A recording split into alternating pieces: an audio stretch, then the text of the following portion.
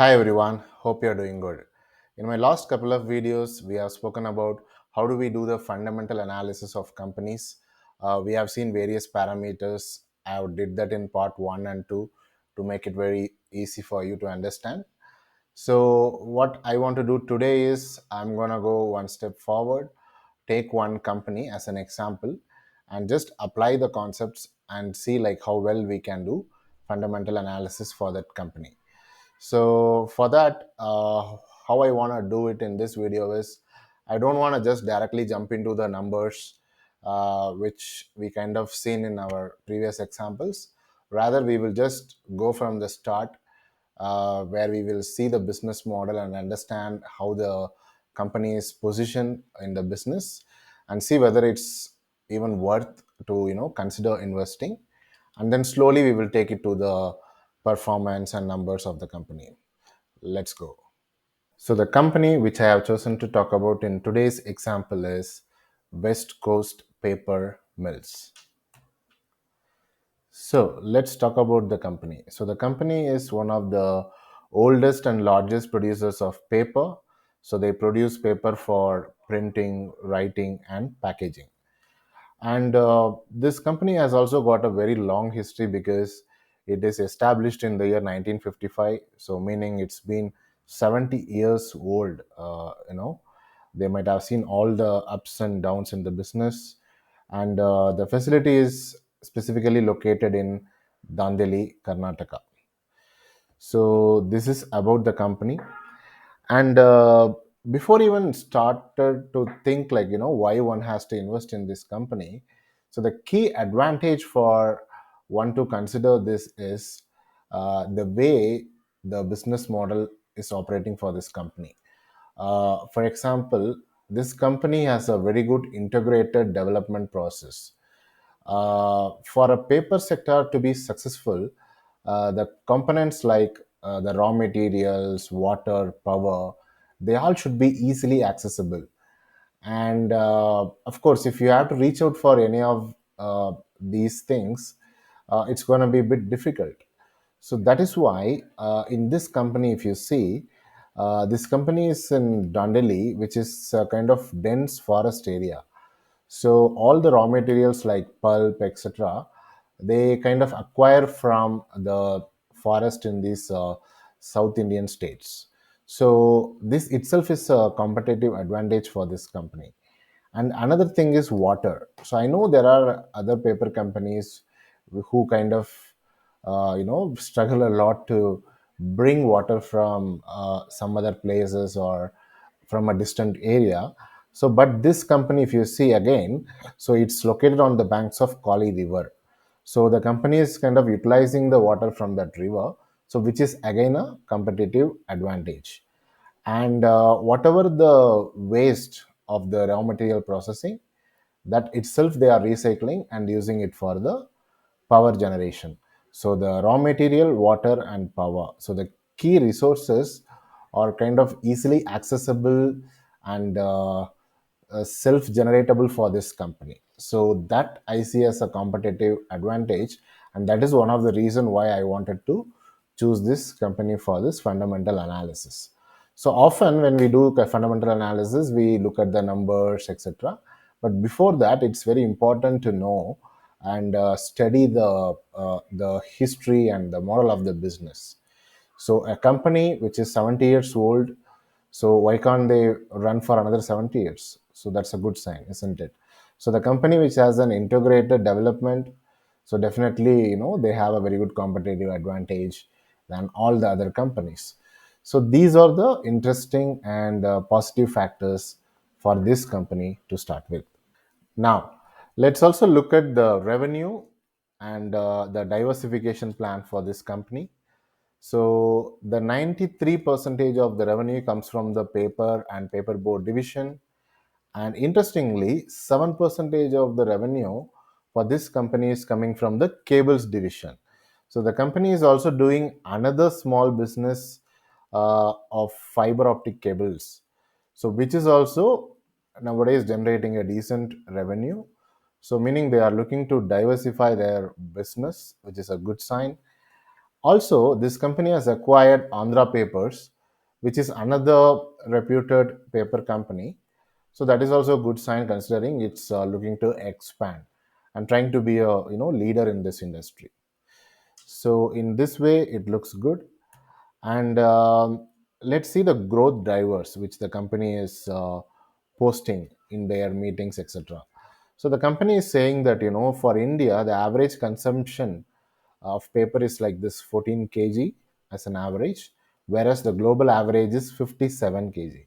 So obviously we are very behind. It means we still have a lot of potential to consume paper.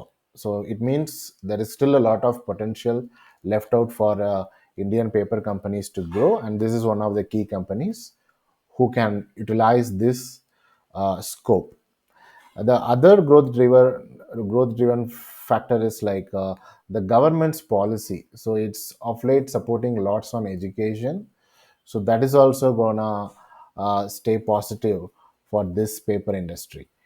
And the another key point which I personally feel is going to be a very good advantage for paper companies, especially West Coast paper, is uh, the reduction in the amount of usage of plastics. So if you see, of course, the government is looking to reduce the plastic usage, and the alternatives for plastic usage are definitely the papers. You take the example of Swiggy, the parcel packaging. Nowadays, everything is turned from plastic papers into a normal paper, right? So this is one key advantage, and another advantage is the final point. If you see the paper uh, usage in the domestic purpose, so like what I say is wrapping, using the tissues, right? So the day-to-day life, the amount of paper people are using, that is also increasing. So the people are shifting from the family shifting from lower class to middle class and middle class to upper class. So their consumption of uh, tissues, especially, sorry, not only tissues, paper, on their day-to-day life would be like on increasing trend, using tissues, using the wrapping materials, etc. So these are all the growth drivers for the Indian paper sector, and of course that's gonna benefit West Coast Paper Limited. So now we have seen all the base for why this is a fundamentally a good company, at least to start with. Now let's look at the numbers and see whether that justifies whether it's a fundamentally good company. Okay, now let's look at the interesting section of numbers. So if you take this company in Screener's website, the stock PE is placed at 4.64, which is very good. And look at the ROCE and ROE. It's more than 40 and 50%, which is very good growth and return. And look at the current price, it's 604. And look at the intrinsic value. So it's like almost four times of the current price. So I don't see any other company who is left out with four times intrinsic value, as much as I know. Uh, I think one of the key reason could be it's because if it's not an eye-catching sector like an IT or banking. If that was the case, I don't think so. People would have left it in this way for a longer period of time. People would have started buying more. It's just because it's a paper industry where most of the people don't look at with much interest. I think that's why the price movement is not there. So apart from that, if you see the other numbers, the debt to equity is very good. So it's almost like no debt. And the return in the past 3 years, everything, everything looks good from a fundamental perspective. Um, the only reason why probably the stock price is not increasing in a way which people might have wanted is it's because the last year's profit was 1087, and for the current year the sales is not expecting to grow that much. So that is one reason, and also the profit. So the profit is reasonably good, it is not uh, uh, an increase in certain reputed amount of percentage. So you can understand it mainly from this quarterly result section. So after March 2023, the company has never touched the 300 mark. So if you see, it's 278, 219, and 159. And also, the the profit amount has been in a declining trend for the last 3 quarters. And this is one of the key reasons why the prices have slowed down, and it's been in that way. But I feel once the company has started to put some good numbers on board, definitely then the rest, every other parameters is good.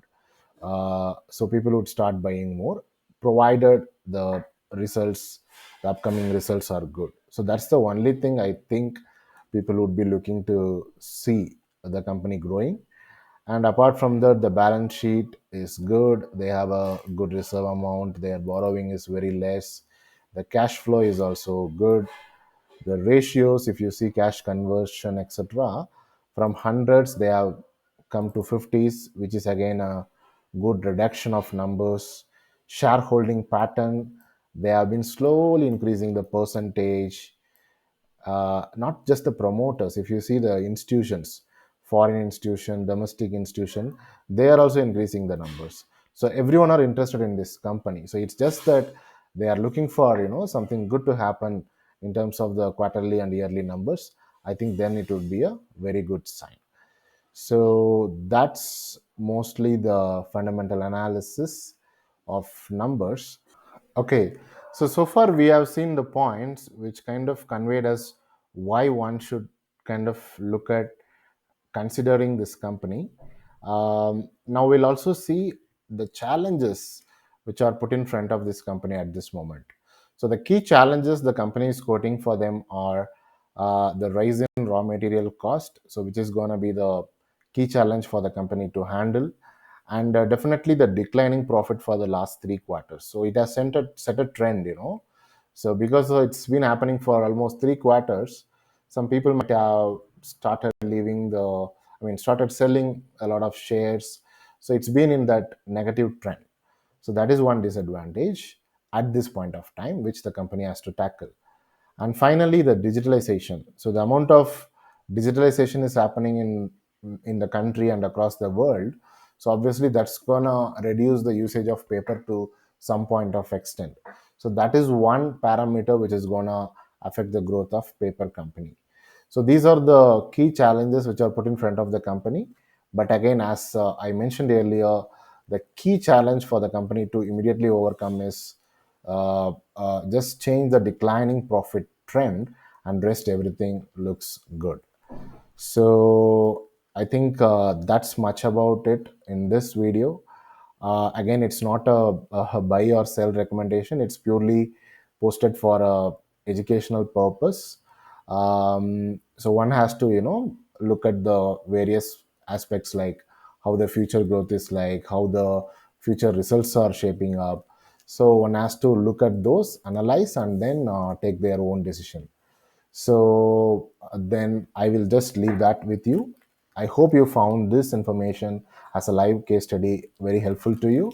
If you find so, please do like, support, and subscribe my channel. And I'll see you again with some other good quality content. Thank you so much.